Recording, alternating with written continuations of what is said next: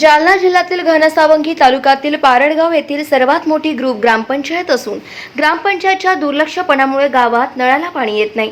गावात 1 महिन्यापासून पाणीचे टँकर उभे आहेत।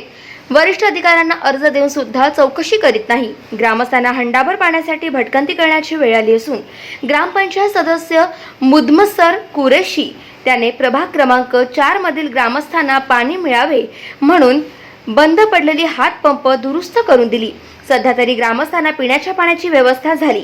यावेळी सय्यद इस्माईल, सय्यद गफार, गंगाधर सुतार, रऊफ कुरेशी, अल्ताफ मिस्त्री, सय्यद जकर उपस्थित होते। गाव माझा न्यूज करिता नझीर कुरेशी, घनसावंगी, जालना।